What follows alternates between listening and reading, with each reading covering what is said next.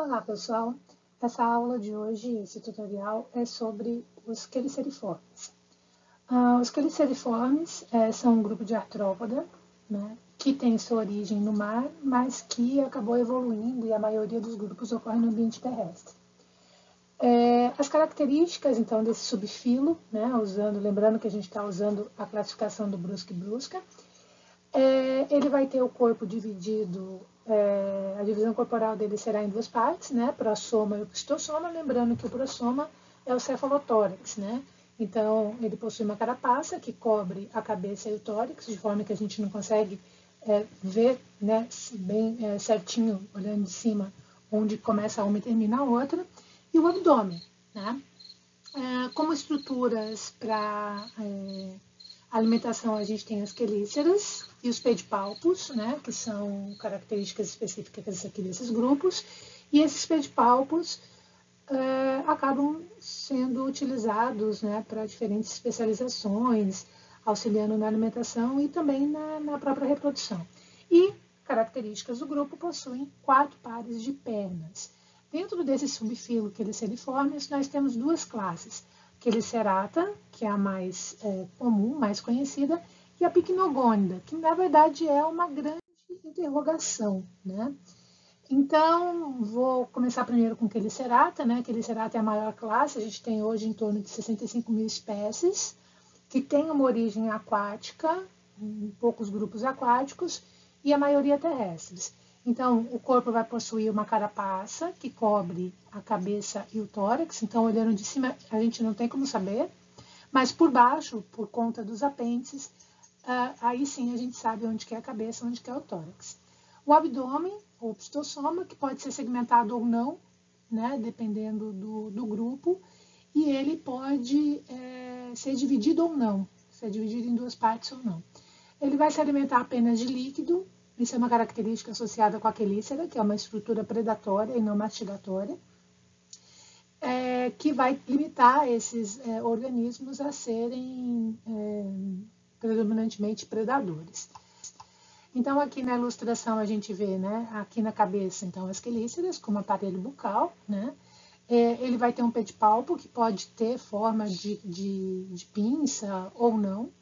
Ele vai ter um cefalotórax, que fica aqui sobre a cabeça e o tórax. O tórax é onde estão os apêndices locomotores, uniremes, que são as pernas. A gente vê aqui também o aparelho nervoso, o sistema nervoso dele ventral, característica de protostômios, né? O aparelho digestivo. E aí aqui no abdômen a gente tem o pulmão foliáceo como estrutura respiratória.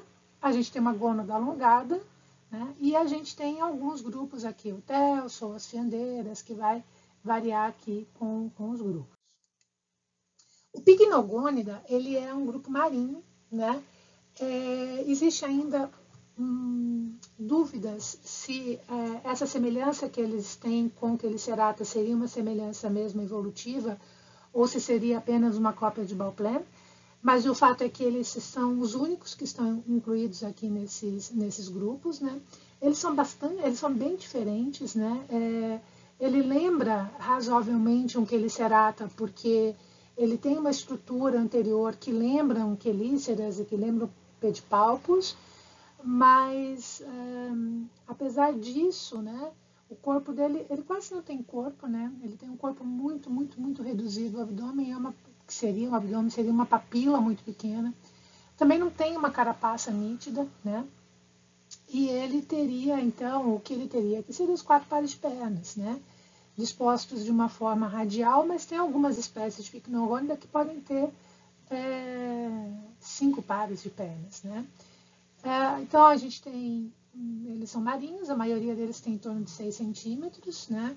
O qual a gente conhece hoje em torno de 1000 espécies, e que justamente por eles não terem muito corpo, né?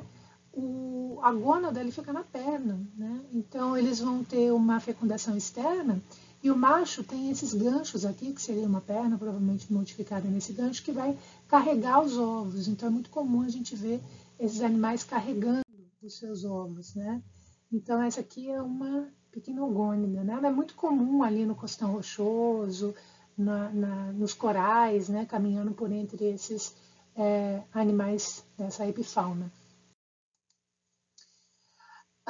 Dentro de Chelicerata, que é o nosso maior grupo, a gente tem mais duas subdivisões. Os aracnídeos, que são os aracnídeos, que são os terrestres, que são a maioria, mas a gente tem um representante aquático ainda, que é chamado Merestomata. Dentro desse Merestomata, a gente tem, que é importante a gente frisar aqui, são duas ordens, né? Por que é importante frisar? Porque essa ordem Eurypterida ela é extinta, mas é muito importante a gente conhecer ela, porque ela tem uma semelhança muito grande com os escorpiões.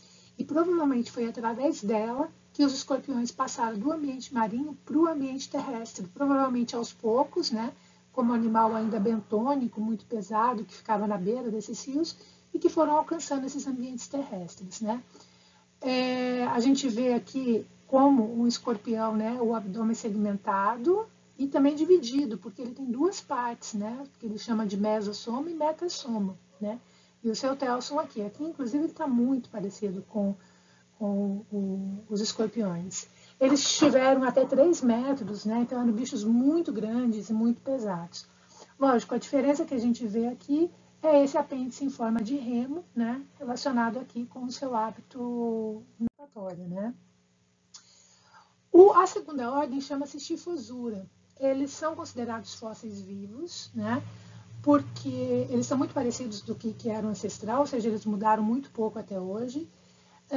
São animais que a gente tem poucas espécies, o Limnos é um gênero muito conhecido, de animais que ocorrem lá nos mares quentes do Pacífico, né. Eles também são animais muito pesados, animais bentônicos, né? Assim como todos os outros queliceriformes possuem essa carapaça, né? Que cobre a cabeça e o tórax. Ele tem esse abdômen e como ele é um animal aquático, ele tem apêndices abdominais, né? O que não acontece aqui nos terrestres. Uma outra coisa também que é uma característica deles, eles possuem todos os apêndices muito parecidos, né? Então vocês podem ver aqui que ele tem tanto a quelícera, o pedipalpo, como as pernas, todas elas terminando assim em pinça, né, que são queladas, que a gente chama, e todas elas muito parecidas, né? E esses apêndices abdominais aqui, que servem até para eles se locomoverem, carregarem ovos, e esse espinho muito grande que dá uma estabilidade, né? Uma outra característica aqui bastante intrigante é que ele tem olhos compostos. Isso não ocorre nos aracnídeos, né? Isso é uma característica apenas deles. Então, quando a gente olha ele de cima, a gente praticamente vê essa carapaça, né? Todas as estruturas elas ficam aqui na parte de baixo, né? Como a gente consegue ver aqui nessa imagem dele se mexendo, né? A gente vê os apêndices abdominais aqui funcionando como se fossem folhas, né? Lá na América do Norte, lá nesses mares temperados, na época de reprodução, eles vêm até a costa e eles formam, então, esses tapetes enormes de límnos que ficam na areia, porque eles possuem um tipo de reprodução chamada de semicópula, porque, na verdade, o macho fica sobre a fêmea, mas não há uma transferência direta de espermatozoide, mas fica bem mais próximo para fecundar esses óvulos, né? É uma pseudocópula, né, que a gente chama. Então, é uma fertilização externa, mas... Então, eles são muito comuns, né? Isso lá nos Estados Unidos, na África também.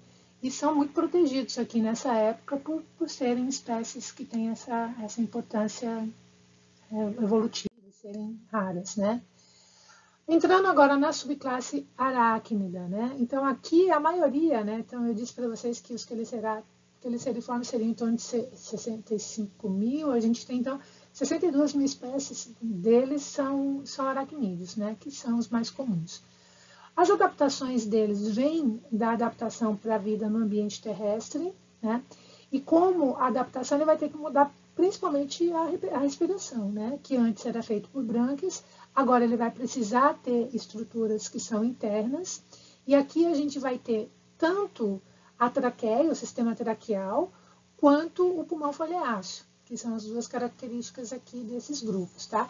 Embora esse sistema traqueal não seja embriologicamente parecido com o dos insetos e dos meriápodos.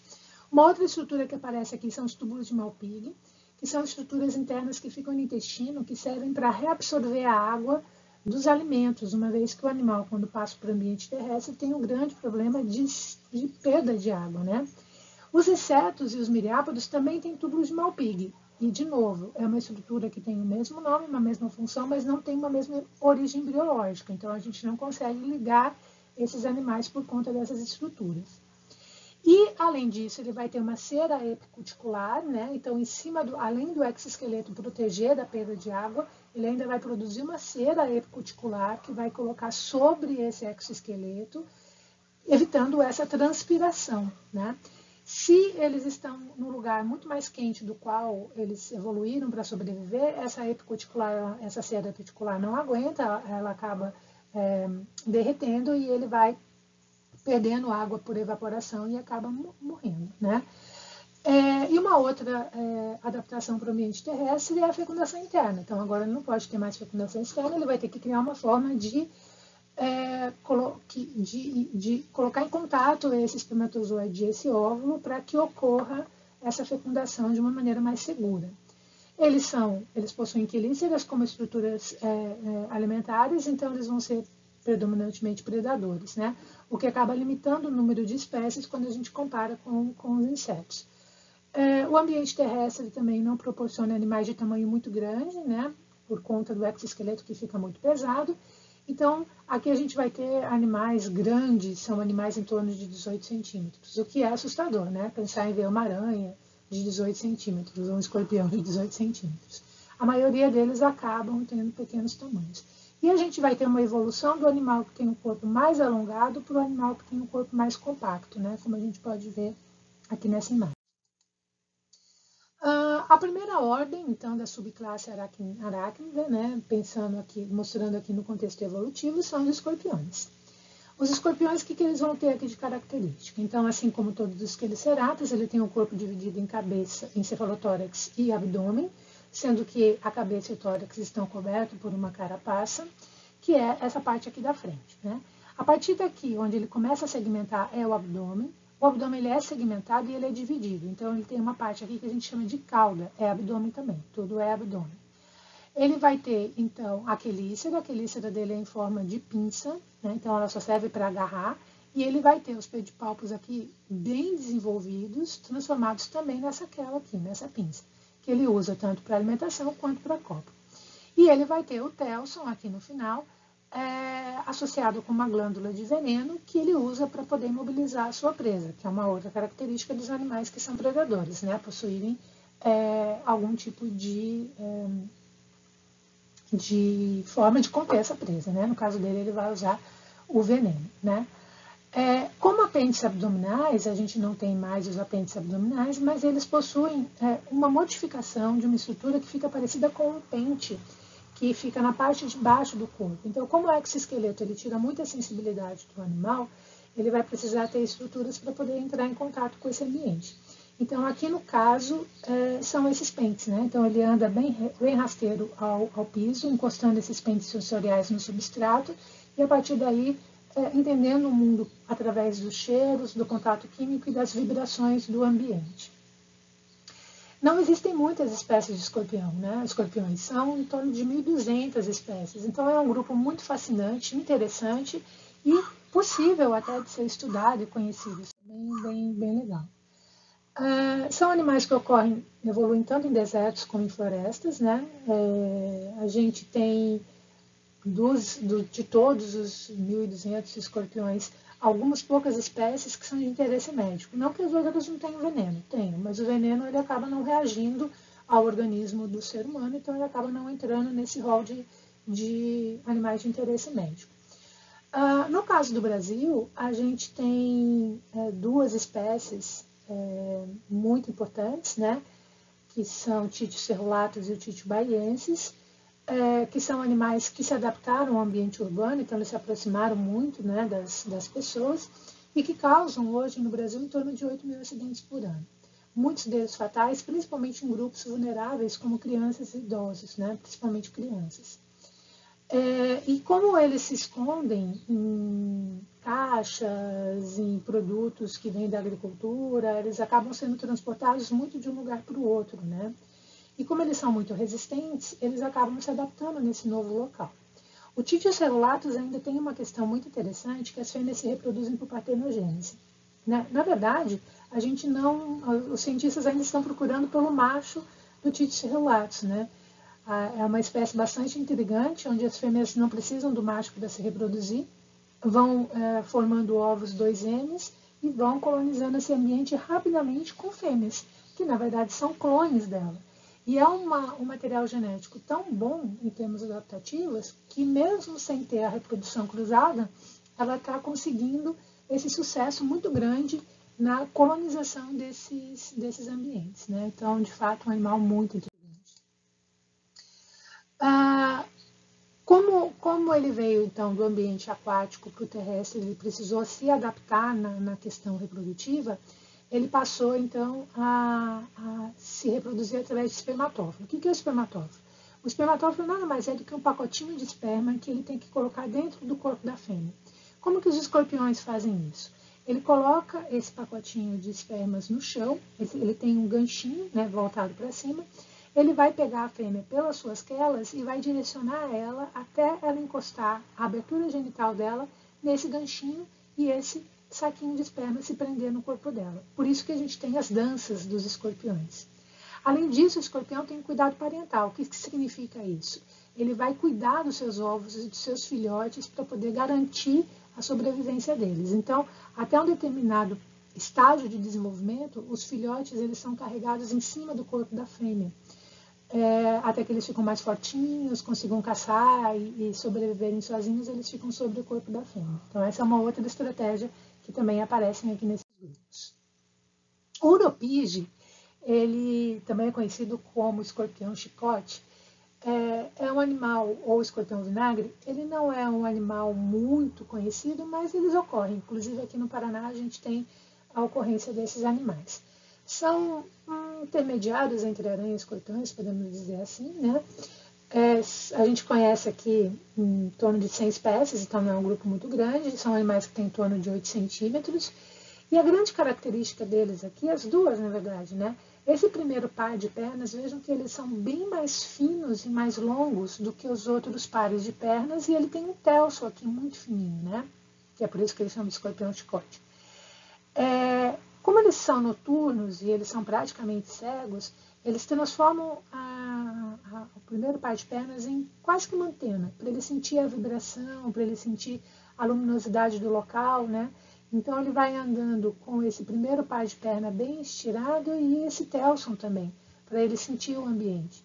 Vejam que ele também tem aqui os pedipalpos bem desenvolvidos, também em forma de quela, em forma de pinça, né, o cefalotórax cobrindo o corpo e o abdômen aqui, que também é segmentado, igual ao do escorpião, e dividido.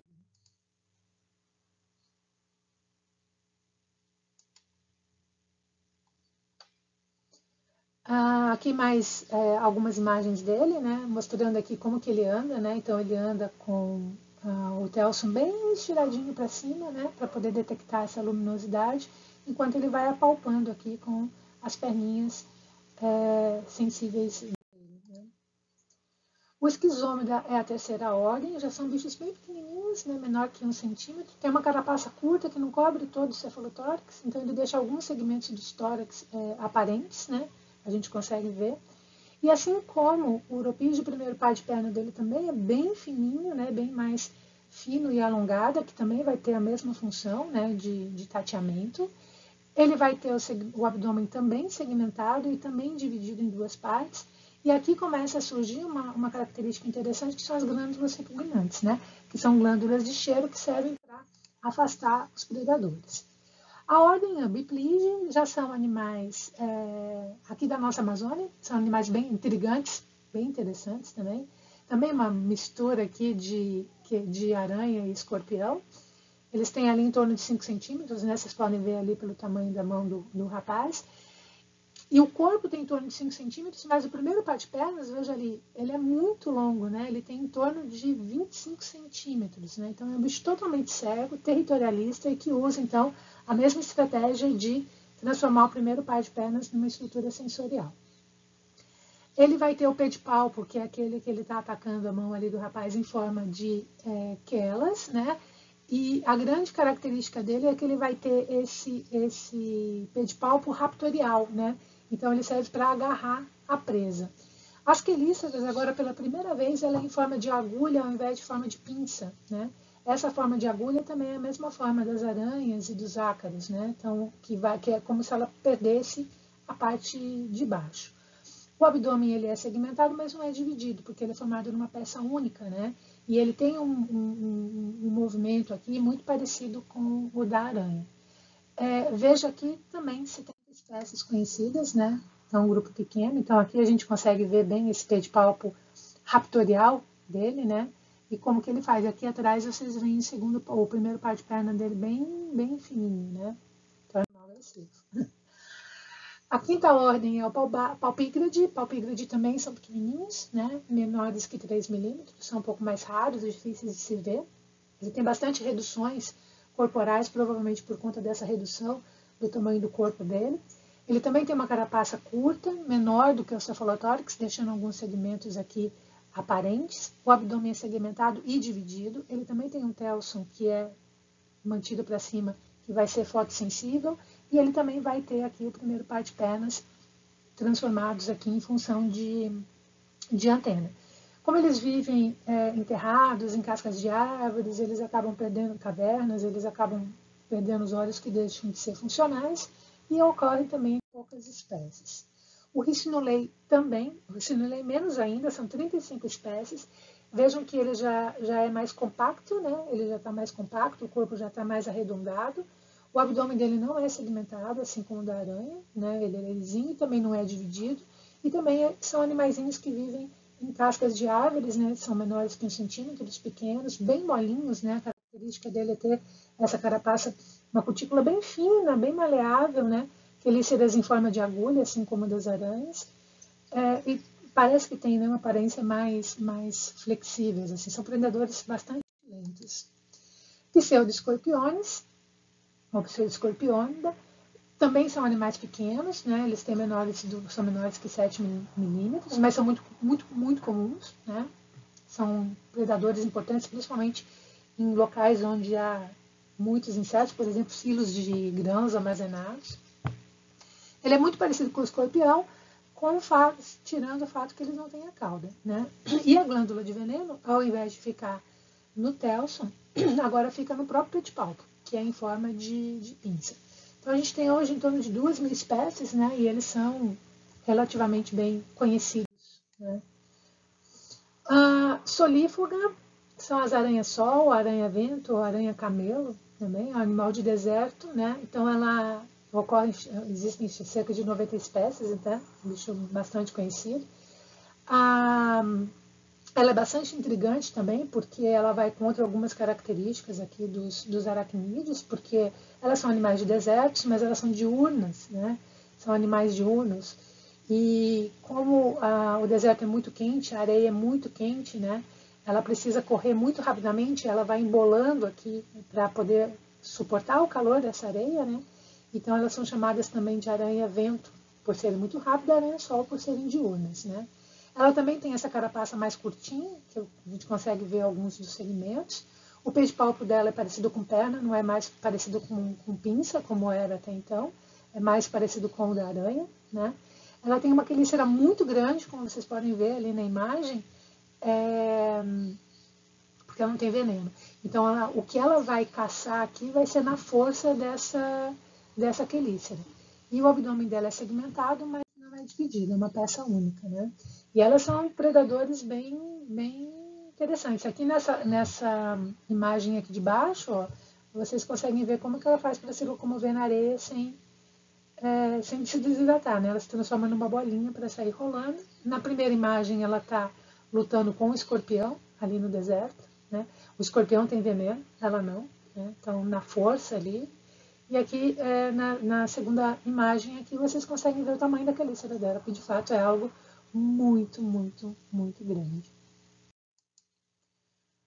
E aqui mais um detalhe aqui. Logo quando os americanos foram lá para essa região do Iraque, né, eles se depararam com essas aranhas e elas ganharam, então, um interesse muito grande dos americanos, dos estudiosos, e essa foto aqui, na época, ela circulou bastante nas mídias, né. É lógico, você está vendo que tem um efeito aqui, né, de perspectiva aqui dessa foto, em que eles mostravam os riscos que eles tinham ali no deserto. contato com essas aranhas. A nona ordem são dos opiliones, né? Eles são muito parecidos com ácaros, né? Eles também têm o corpo dele é concentrado, o abdômen dele é achatado, não que não exista abdômen. Quando a gente olha de cima, parece que só tem o cefalotórax, mas olhando assim na lateral, a gente vê que o cefalotórax, o abdômen dele foi todo achatado para ele ficar redondinho, né? A gente tem em torno de 3.200 espécies, são conhecidas, né? No Brasil, a gente tem muitos pesquisadores que trabalham com opiliones e as pessoas confundem até com aranha, né? A maioria das pessoas não conhecem esse grupo. Eles possuem pernas muito longas, né? E como eles são os grupos que são mais evoluídos, eles já possuem uma capacidade de ingerir algum tipo de partículas sólidas, então alguns deles se alimentam de frutas ou em animal em composição. Outra característica deles é que eles possuem cópula direta. Até então, todos os outros aracnídeos que eu mostrei para vocês, a reprodução é por meio de espermatóforo, né, cópula indireta. Cefalotórax e abdômen unidos, e o pedipalpo vai ser parecido com pernas, não com pinças, como de escorpião, parece com das aranhas, em forma de pernas, e as quelíceras em forma de garra, como dos escorpiões, e não como em agulha, como das aranhas. Possui uma glândula repugnante muito característica, que faz com que eles sejam, né, a gente está andando na floresta, sente aquele cheiro de vinagre, ou aquele cheiro muito ácido, quando eles se colocam em uma situação de perigo. A gente tem dois grupos, né, de opiliones. A gente tem aqueles que vivem na folhagem, então ele tem as pernas bem longas e ele é mais leve, né, até para conseguir se locomover pela folhagem. E a gente tem os opiliones que vivem no chão, embaixo da serrapilheira, né, nas folhas, e daí ele tem o corpo mais pesado e mais espinhudo. Ácari, né, que é a ordem que representa toda essa compactação do corpo, que ele fica bem arredondado, né? Embora a gente fale de ácaro, a gente lembra dos ácaros que causam alergia, e eles são os ácaros microscópicos, que são a maioria. A gente tem aqueles ácaros que são parasitas, que são os carrapatos, e a gente tem aqueles ácaros que são predadores, vivem no solo, inclusive, né? São grandes, né? Então, a gente está falando aqui em torno de 30.000 espécies, né? Algo que é muito maior do que a gente estava vendo até agora. Então, é um grupo muito rico, muito grande, né? E todos eles vão ter, então, como característica esse corpo, esse abdômen fusionado ali com esse cefalotórax. Assim como nos opiliones, algumas espécies possuem, inclusive, penas para poder ter essa fecundação interna, né? E vão poder ter outros tipos de alimentação aqui, né? Então, aqui a gente consegue ver esses três, né, grupos, né, os predadores. Aquele é o ácaro vermelho, muito comum no chão de floresta. O ácaro, que é o parasita, que é o carrapato. E a gente tem ali o ácaro microscópico, né, esses que causam as alergias. E, por fim, a gente tem, então, aqui na subclasse aracnida, a ordem aranha, né, que são das aranhas. O que a gente tem como característica aqui na definição de aranhas? Então, elas vão ter a carapaça ligada ao abdômen por um tubo chamado pedicelo. Isso dá uma mobilidade ao abdômen. Isso é muito importante para o animal construir a teia, principalmente. Isso é uma grande que diferencia elas, né? Elas têm esse abdômen, o segmentado só nas primitivas, né? A maioria das aranhas, esse abdômen ele não tem segmento e ele não é dividido, né? E a gente está falando aqui de 36.000 espécies, é a maior ordem de todas, né, de todos os aracnídeos. E a gente pode dividir as aranhas em dois grandes grupos, né?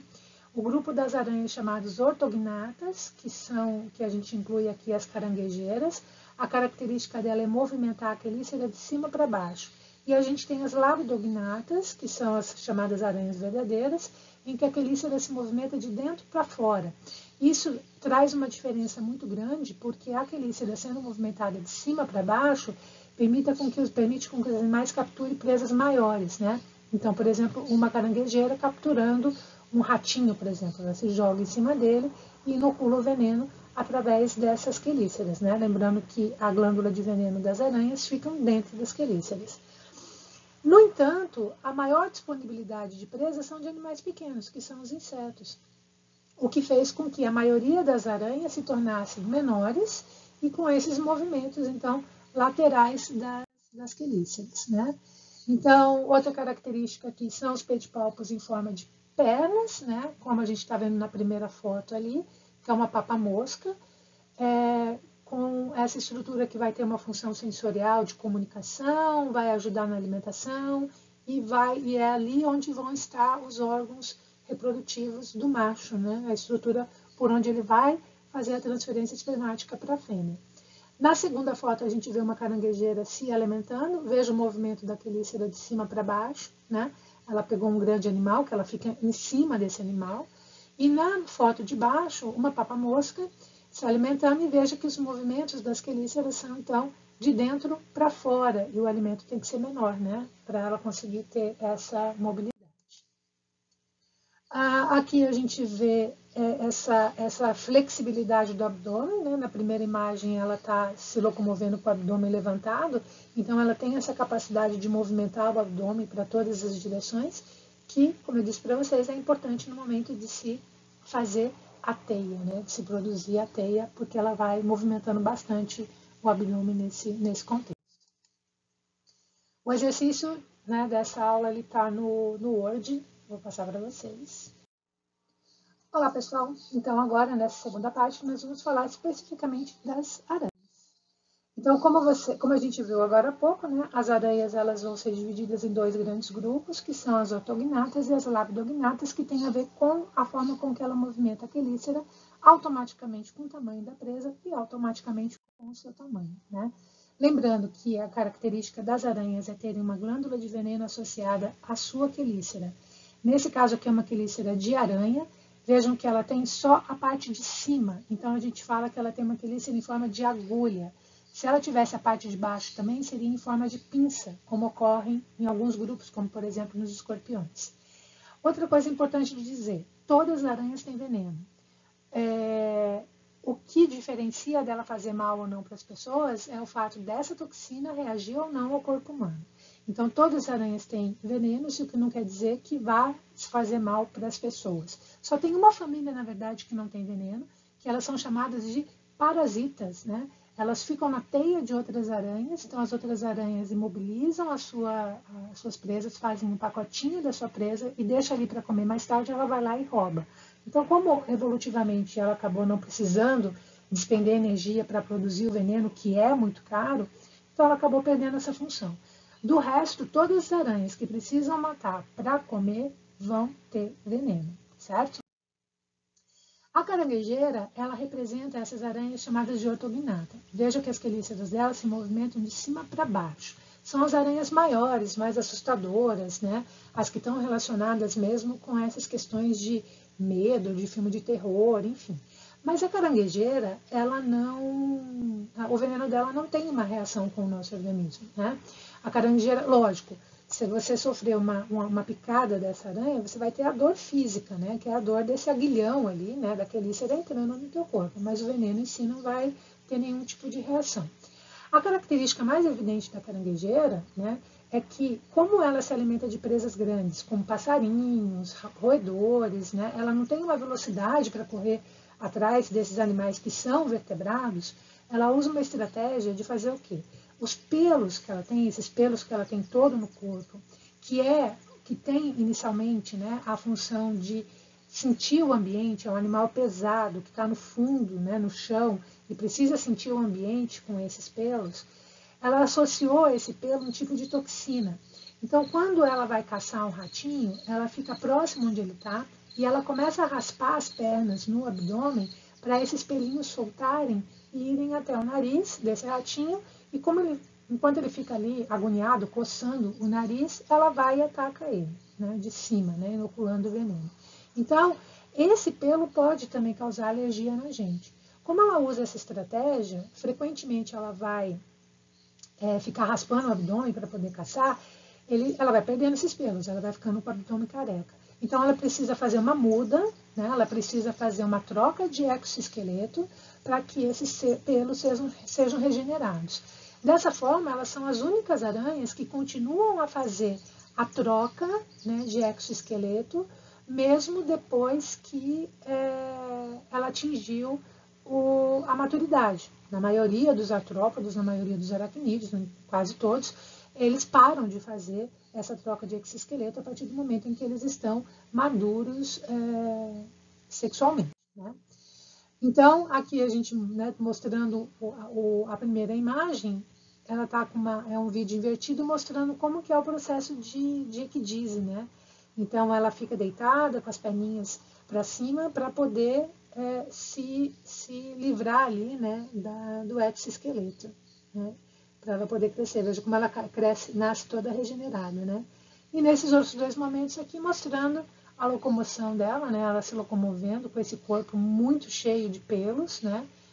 Que é fundamental para esses animais, para o ambiente onde eles vivem, e uma imagem aqui mostrando o contexto dela dentro do imaginário popular. A armadeira é um outro animal, é um animal sim de interesse médico, uma das aranhas de interesse médico mais importantes que existe. Ela é nossa aqui, da América do Sul, e ela acabou sendo levada para outros países junto com carregamento de banana. Por isso que elas são conhecidas como aranhas errantes da banana, ou brasileiras, né? Elas são aranhas errantes, não constroem teias, elas passam a vida delas inteira andando. E como ela anda no chão, ela acaba tendo uma coloração em tom de ocre, marrom avermelhado, que é para se camuflar mesmo com esse ambiente. Como ela está o tempo todo andando e ela está se deparando com situações diferentes e ela não sabe se é perigosa ou não, ela é muito agressiva, né? Ela é um bicho muito agressivo, mas que numa situação de risco, o que ela faz? Ela emite um alerta. Nesse alerta, ela levanta os dois pares de pernas anteriores e se apoia nos dois pares de pernas posteriores, né? E ela fica movimentando essas pernas anteriores de forma a alertar que se a partir de um determinado momento, né, essa pessoa que está se aproximando dela, ou esse animal, ela vai saltar. E ela salta. Ela tem uma força muito grande, ela consegue saltos muito grandes e ela vai atingir o corpo, né, desse perigo, vamos dizer assim, com as quelíceras, né? E é um veneno muito forte, é um veneno de ação neurológica, então ela vai causar muita dor, muita alucinação, é bastante complicado. Ela não tem uma letalidade tão grande como de uma viúva negra, por exemplo, mas sim pode causar letalidade.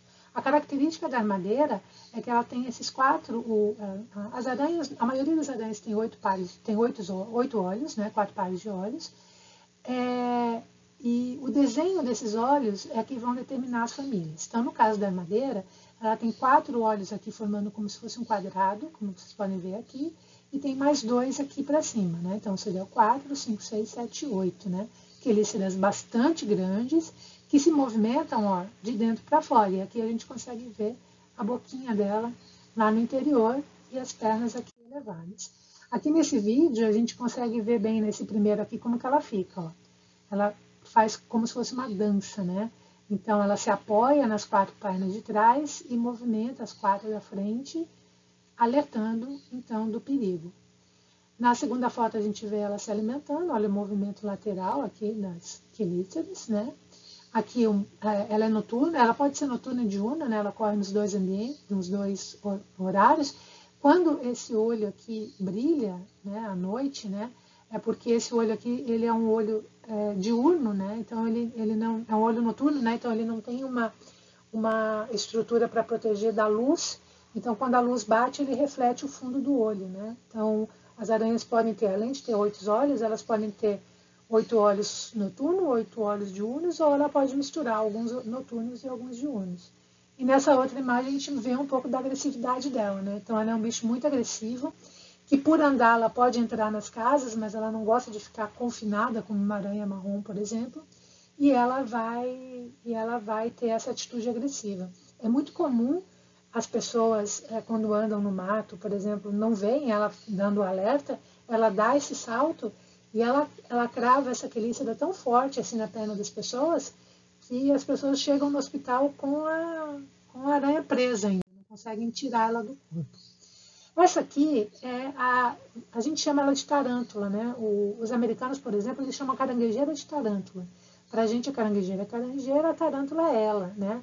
A tarântula são as aranhas do gênero Licose, da família Licosidae, né? Família Licose. que ganhou esse nome, tarântula, associada com a canção Tarantela, né? Que as pessoas que eram picadas por essa aranha sentiam uma dor e saíam saltando, como se estivessem dançando a tarantela. A licosa, né, ou aranha-lobo também, como a gente chama, os americanos chamam de aranha-lobo, né? Elas são muito parecidas com a armadeira, muito parecidas na cor, elas também podem armar, né, fazer armação, elas também são aranhas errantes, também vivem no mesmo ambiente, então elas podem ser confundidas, né? Mas a diferença é que a tarântula, o veneno dela não tem nenhuma ação contra o nosso corpo. Só que a gente não sabia disso. Até pouco tempo atrás, se acreditava que ela sim era uma aranha de interesse médico e ela era colocada junto, né, para se produzir o soro antiaracnídeo, que é um soro que usa o veneno de várias aranhas e do escorpião, né? Então eles colocavam o veneno da armadeira, do escorpião amarelo, do Cirriolates baiensis, do escorpião marrom, da aranha marrom e da licosa. Por quê? As pessoas elas chegavam antigamente no hospital com uma picada e quando o pessoal da saúde pública ia na casa da pessoa e ela não via a aranha que tinha sido picada, então eles iam na casa das pessoas fazer essa investigação para ver qual que era a aranha, eles iam de dia e encontravam a tarântula e associavam a ela esse veneno. Hoje se sabe que, na verdade, aqueles acidentes eram com a aranha marrom. E como ela ficava escondida, não se via durante o dia e não era associada a ela, né? Então, hoje, ela saiu desse rol aqui das aranhas de interesse médico. Mas ela tem uma quelícera grande também, vejam aqui. Mas olha a diferença nos olhos, né? Enquanto lá na armadeira ela tinha 4 olhos formando um quadrado, aqui ela tem 2 olhos bem grandões na frente, 4 olhos pequenininhos embaixo, como se fosse uma boquinha, e tem os outros 2 virados ali para trás, né? Também é um bicho que pode ter olhos diurnos e olhos noturnos. A licosa, ela tem um cuidado parental bem interessante, parecido com o dos escorpiões, né? Então, ela carrega os ovinhos dela junto com ela, né? Quando ela está incubando esses ovos, uma vez que ela não constrói teia. E quando os filhotinhos nascem, eles sobem no corpo da mãe e ficam aqui no abdômen dela até eles ficarem fortes o suficiente para poderem ter a sua vida independente. Então, é comum, assim, a gente ter alguns mitos, né? Que não pode se matar aranha paulada ou escorpião a paulada, porque eles se subdividem em outros, né? Eles vêm provavelmente de uma ação como essa, né? Em que foram tentar matar uma aranha que estava com seus filhotinhos. A viúva negra, né? Que é a top 1 do ranking de espécies de interesse médico, ela tem um veneno que é uma neurotoxina também, causa muita dor, é um bicho muito pequeno, ela é o menor das aranhas, elas não ocorrem a viúva negra, né? Especificamente a Latrodectus mactans, que é a espécie mais peçonhenta, ela não ocorre aqui na nossa região, ela ocorre no hemisfério norte, mas a gente tem outras espécies da família Pteridide que ocorrem aqui, mas que o veneno não causa nada, né? Então é muito comum essa aranha que tem nas casas, Nesticuloide rufus, é muito comum nas nossas casas aqui, elas são muito parecidas com a viúva negra. Então, elas têm esse abdômen bem arredondado, elas constroem uma teia onde ela fica nessa teia de cabeça para baixo, né? Então, elas ficam nessa posição de cabeça para baixo.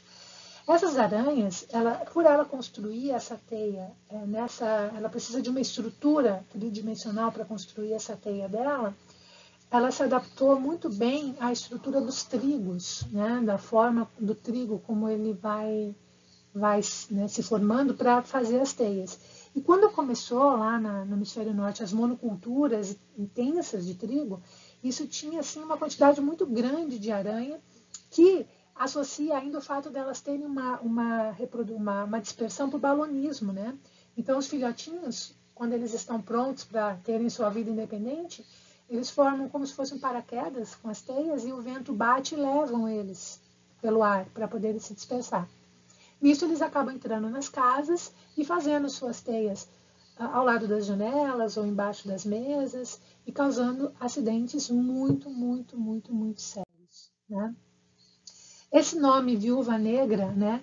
Ele vem por conta da cor dela, né? Então ela é toda preta, né? Tem só essa ampuleta ali vermelhinha ali na parte de baixo do abdômen. Mas a característica ela tem a ver com a estratégia reprodutiva delas, né? Eles chamam de viúva negra porque se verificou que ela matava o macho depois da cópula, né? O macho ele é bem menor que ela, então ela tem ali em torno de 3 centímetros, o macho tem ali menos de 1 centímetro, os bichos bem pequenininhos. E, na verdade, o que acontece necessariamente não é que ela mate esse macho, né? Como estratégia reprodutiva, esse macho faz o quê? O órgão copulatório ele fica no pedipalpo, então após ele fazer a transferência de esperma, ele quebra a pontinha do pedipalpo para manter a abertura genital dela fechada para que ela não copule com outros machos, né? Com isso, ele acaba naturalmente morrendo ali por um processo ali de perda de hemolinfa, enfim, e você vê, né, as pessoas veem o macho morto na teia, se acredita que ela tenha de fato matado esse macho, né? Então ela ganhou esse nome então, por conta disso, né? Mas é uma estratégia que ocorre em outras aranhas também. A aranha marrom é a nossa top 1, ela é a top 2 do mundo, né? A aranha marrom e a gente aqui em Curitiba tem uma situação atípica em termos mundiais com relação à aranha marrom. Uma população muito grande dessas aranhas que causam hoje em torno de 4.000 acidentes por ano, só em Curitiba, só em Curitiba. Não mata, necessariamente a letalidade dela não é alta, né?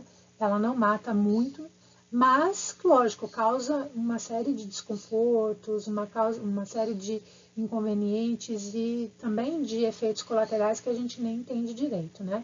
Então a gente sempre procura, eu trabalho com essas aranhas aqui desde a minha época de graduação, desde 1993, né?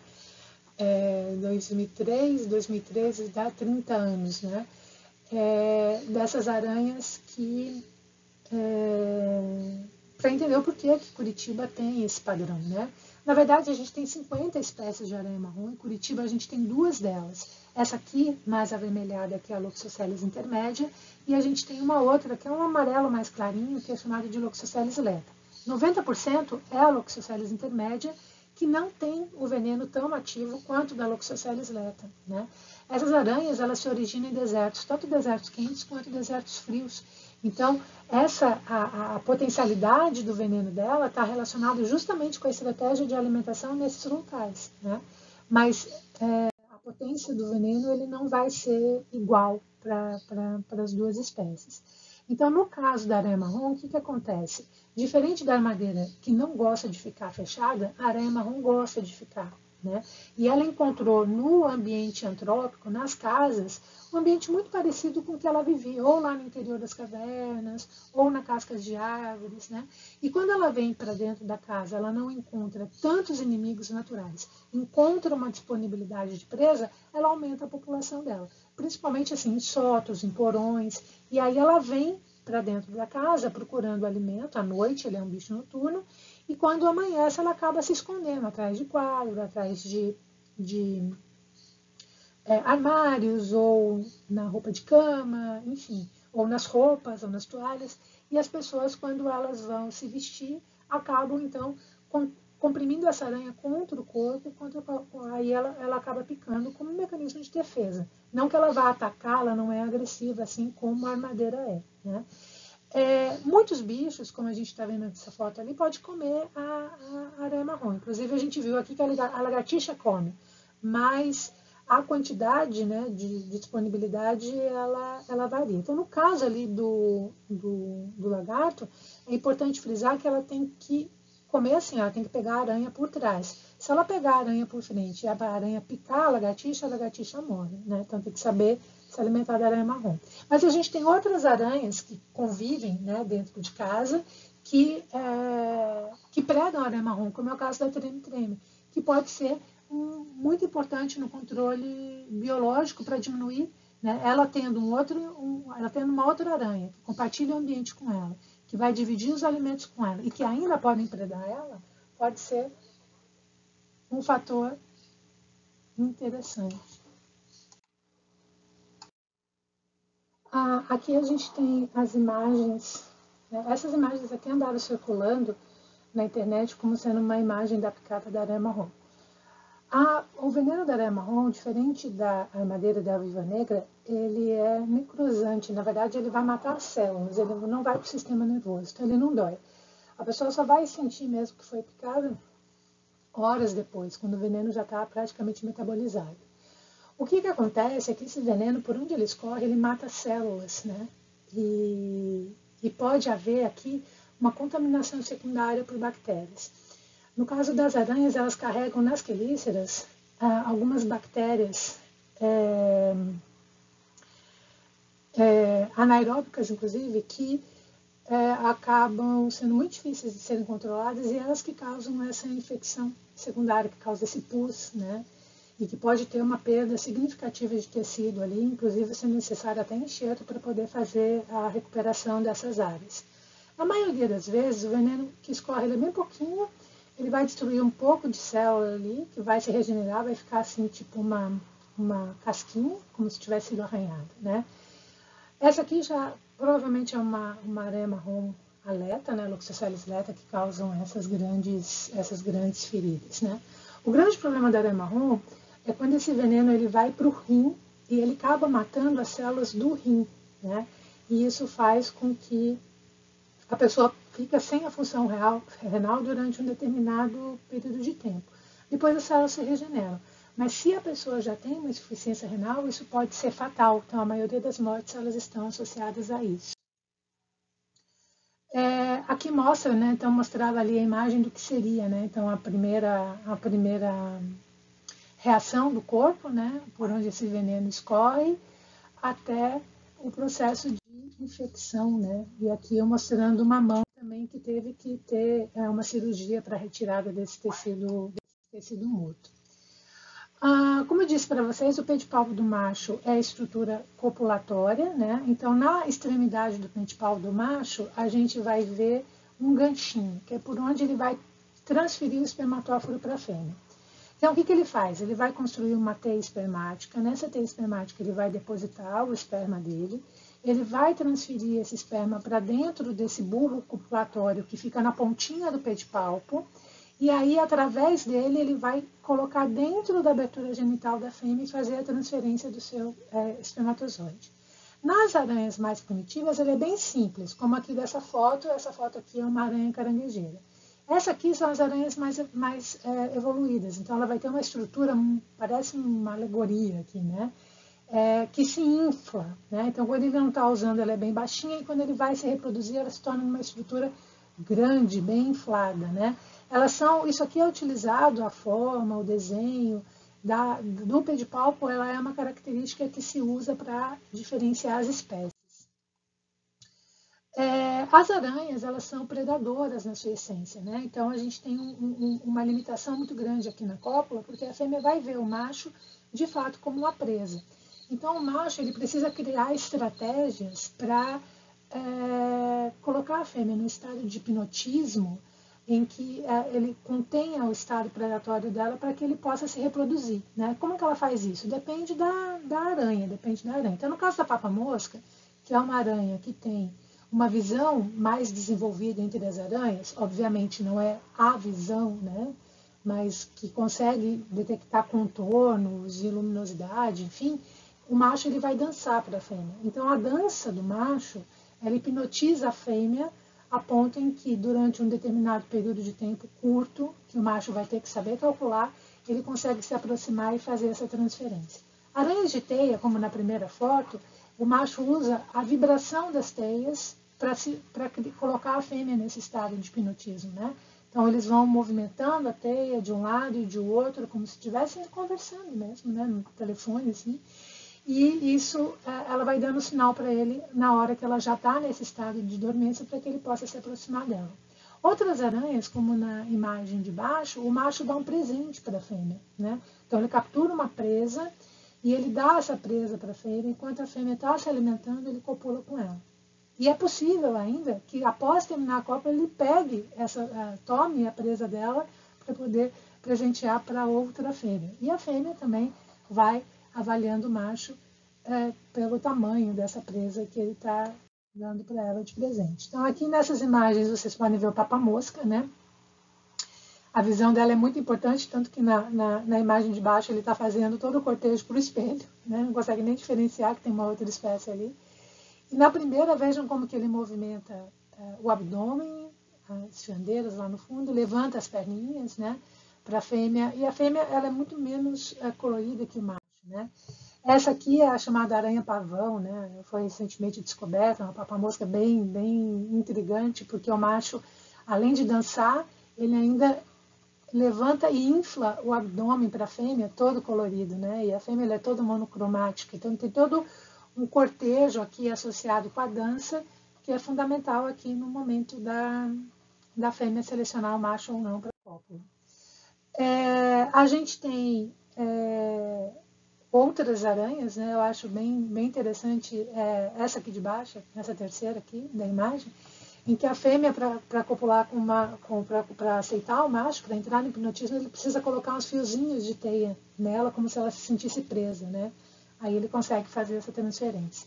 E aí tem a ver também com a posição, né? Você pode ver que tem diferentes posições. Nessa aqui da imagem do vídeo é a posição mais primitiva, né? Que é uma caranguejeira, em que a fêmea levanta a parte da frente do corpo para que o macho consiga, então, introduzir os seus pedipalpos e fazer a transferência espermática. Mas a gente tem outras posições, isso tem a ver também com o tamanho do macho, né? Então, essa aqui, né, uma posição primitiva, um pouco derivada, né? Vejam como que o macho introduz os pedipalpos, a abertura genital da fêmea sempre fica aqui nessa parte de cima do abdômen, né? A do macho também. A papamosca aqui, ao contrário, né? Então, o macho, ele fica ao contrário da fêmea e ele vira de ladinho para fazer, então, para alcançar a abertura genital da fêmea. Aqui a gente vê essas aranhas aqui que eu disse para vocês, essa aqui é a tomíside, né? Aranha de flor. Ela se camufla com flores, né? Então o macho precisa colocar esses fiozinhos de teia aqui nela para ela se sentir contida, para ele conseguir fazer essa transferência espermática. Ele parece uma pochetinha aqui embaixo dela, né? Aqui a gente tem uma néfila dessas aranhas que tem aqui no campus da PUC, né? O macho é bem menor que a fêmea, então ele vai se posicionar aqui bem próximo, né, da abertura genital para poder fazer essa transferência espermática. Essa é a última foto que a gente tem aqui.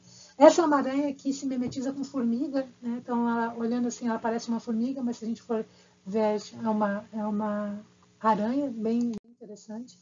E aí, depois da cópula, ela vai ter um cuidado parental, ela vai construir uma ooteca, né? Então, ela vai colocar todos os ovos juntos numa única estrutura, que vai ficar mais fácil dela cuidar, e que vai ter formatos também diferentes de acordo com o hábito de vida delas, né? Essa aqui é uma aranha de teia, a primeira, né? A fêmea, ela fica aqui embaixo, olha, é uma teia de lençol, que a gente chama, né? Então, a fêmea está aqui embaixo, o macho está aqui em cima, ajudando a cuidar dos ovos que estão aqui pendurados. Por que a fêmea fica aqui embaixo? Porque o macho, a função dele vai ser ajudar só na cópula. Então, o que cair de presa aqui para ele, ele joga para ela aqui embaixo, né? Porque a fêmea, ela vai ter essa possibilidade de uma reprodução futura, né? O macho, geralmente, ele morre depois da cópula. Essa aqui é uma aranha de flor, olha a ooteca dela como fica bem camuflada aqui com a flor. Essa é uma aranha que vive embaixo de casca de árvore, ela tem uma ooteca bem achatada. E essa aqui é uma aranha cuspideira, que assim como a aranha-loba, ela carrega os ovos, a tereme-tereme também. Ela faz os ovos como se fosse uma bola e carrega junto com ela, para onde ela for, né? Ela não deixa no ambiente.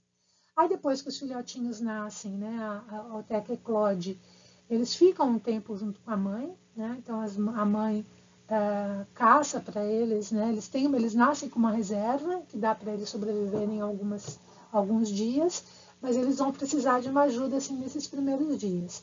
Na maioria das aranhas, eles vão ficar na teia ali junto com a mãe. Mas no caso da aranha-lobo, como a gente viu, ela carrega eles no próprio corpo, né? Até porque ela não tem teia. A característica das aranhas são as fiandeiras, né? Então, ela vai ter aqui na extremidade do abdômen tubos conectados com glândulas de seda. A glândula de seda, ela não é uma característica de aranhas, outros animais produzem seda. A diferença é que esses tubos e esses tubos móveis, eles permitem com que ela construa essa teia externa, que vai funcionar como um filtro para ela capturar os insetos, né? Então, essas fiandeiras são em números de 6, geralmente, né?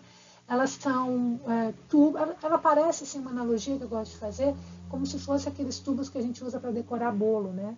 Em que a gente tem diferentes extremidades, que vai ter diferentes fios.